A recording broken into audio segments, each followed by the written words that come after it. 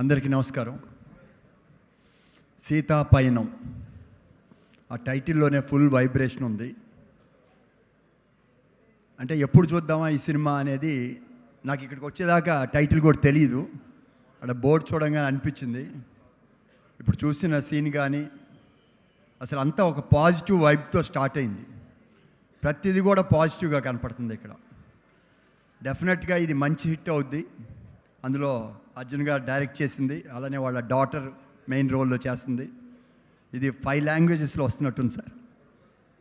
ఎందుకంటే ఈ రోజుల్లో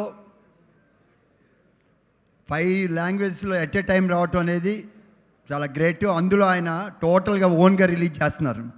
ఎందుకంటే దాని మీద ఉన్న నమ్మకం, అక్కడ ఉన్న ఆర్టిస్టులు క్యారెక్టర్లు చూస్తుంటే డెఫినెట్గా ఇది ఒక మంచి సినిమా అవుద్ది. ఆయనకి మంచి సక్సెస్ అవ్వాలి. ఎందుకంటే అటువంటి వ్యక్తులు సక్సెస్ అయితేనే ఇండస్ట్రీ వాళ్ళ సక్సెస్ అనేది చాలా ఇంపార్టెంట్ ఇండస్ట్రీకి.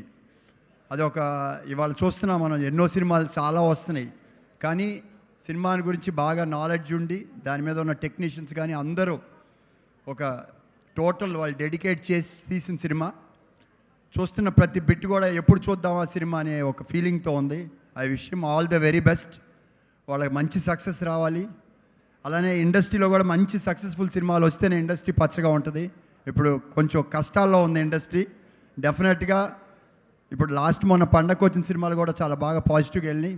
సో నెక్స్ట్ వీక్ నుంచి మీ సక్సెస్తో మళ్ళీ ముందుకెళ్ళాలని కోరుకుంటూ నాకు ఈ అవకాశం ఇచ్చినందుకు అందరికీ ధన్యవాదాలు చెప్తూ సెలవు తీసుకున్నాను. Thank you very much. Thank you so much sir. Prasanna Kumar గారు టు ప్లీజ్ స్పీక్. అర్జున్ గారు ఆయన ఫస్ట్ డైరెక్షన్